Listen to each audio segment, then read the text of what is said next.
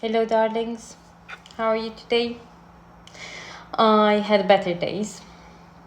My autoimmune condition is like playing me up and giving me new symptoms, and I had to have steroids again, which really upsets me because I just reached a good BMI, a healthy BMI, and it was a long journey, and I'm expecting now to regain some weight with the steroids, but I have to be well for my family and for myself and so on.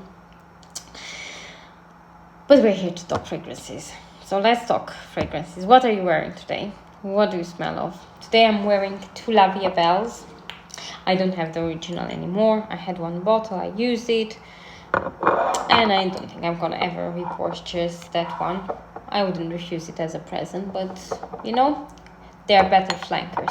This one is La Vie Belle Elixir, and it has raspberry notes, way more pronounced raspberry notes than the original, and it's a little bit more floral, younger and juicier. The Elixir one is quite oody. It has a very silky rose, like in oud satin mood. That one, you know, like that one. And it has a little bit of honey as well. It's just very strong and very sexy. It's an amazing fragrance. Together, they do a really nice combo. Separately, they are equally amazing. They are some of my favorite fragrances. What fragrances are we going to talk today? We're going to talk about alternatives to three very expensive fragrances, three of which I've smelled in one. Yeah, so I'm gonna start with that one, and then we're gonna talk about alternatives to the fragrances that I never smelled. Well, I don't know if I will. Maybe when I will, finish my university course and have changed my career. But until then, we're gonna say under 150 pounds when we buy fragrances, yeah? Now, the first fragrance comes in a purple bottle and is a queen, and she's silky, yeah? And it's from that brand that costs, and you can find it only in department stores and online. I tested that one and I really liked it. I think it's like a bit old-fashioned, a bit woody, a bit sultry, sexy. It's just not your, fruity fragrance, rosy fragrance that goes around at the moment. And I really wanted to have something like that. So first I tried this one, which is Avant Silk from Maison Alhambra, and I'm smiling because I can't stand this. The patchouli in here is very, very dirty. Now, if you like a patchouli that's dirty and earthy, and maybe you like this one.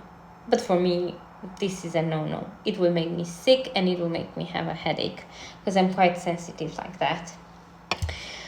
I don't think I'm even going to finish this one. I'm not daring to gift it or give it to someone else to try it either, because generally I don't think that's a well-blended fragrance with the best notes put together.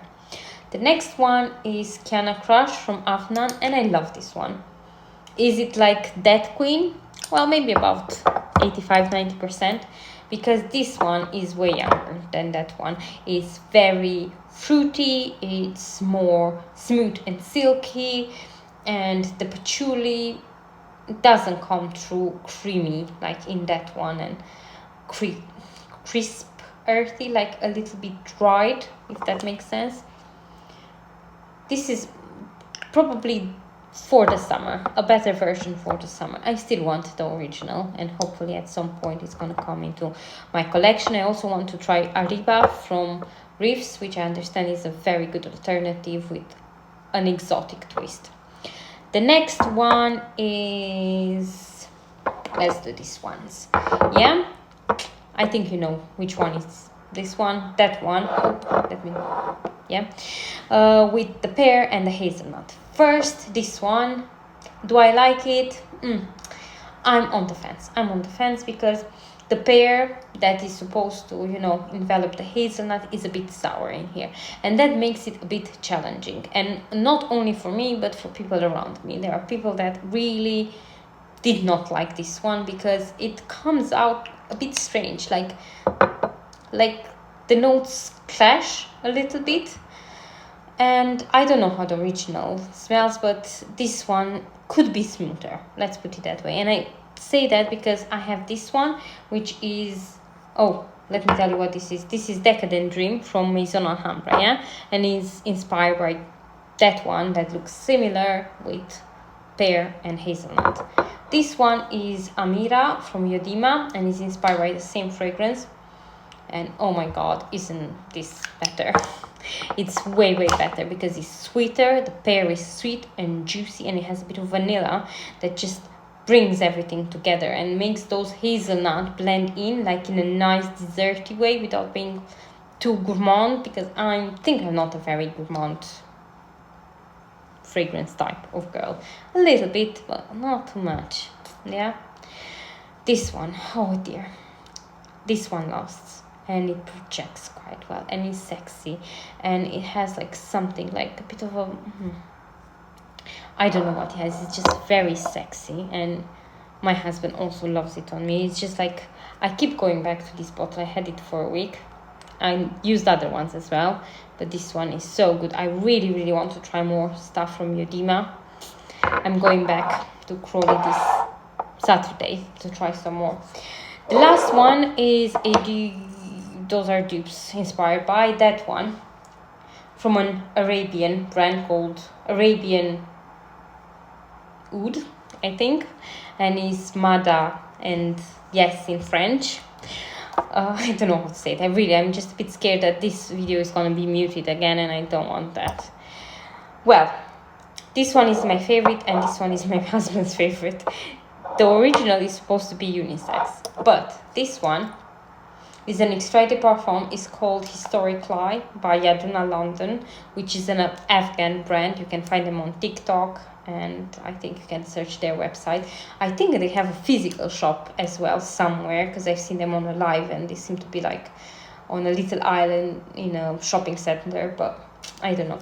This one has a lot of white florals, really good white florals, a little bit of pineapple flower, a bit of pineapple, and a bit of oud and musk. The musk in here is that kind of musk that reminds you of fresh, clean laundry that's drying in the sun.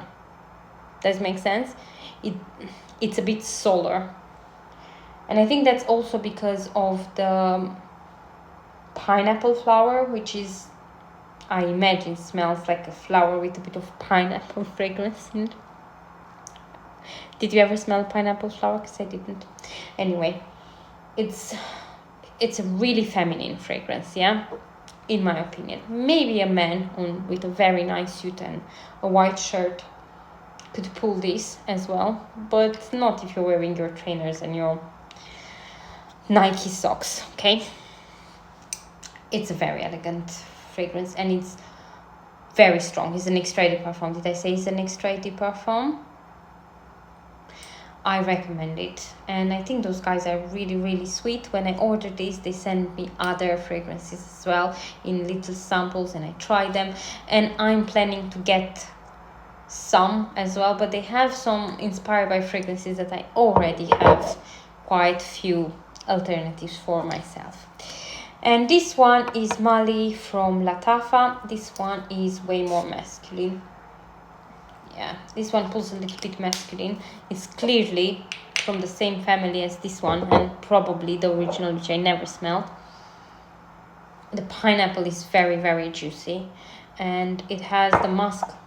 It's that kind of musk they put in masculine leaning fragrances, like Supremacies from Afnan, and I need to show you that I bought blue something from Anfar for my husband, and it's so nice. It's like, I absolutely love it. Anyway, which one to buy from this one too? Well, if you're a woman, buy this one. If you're a man, buy this one. This one from this one's, buy this. And from this one, which is Avant Silk and Kiana Crush, buy this. Bye.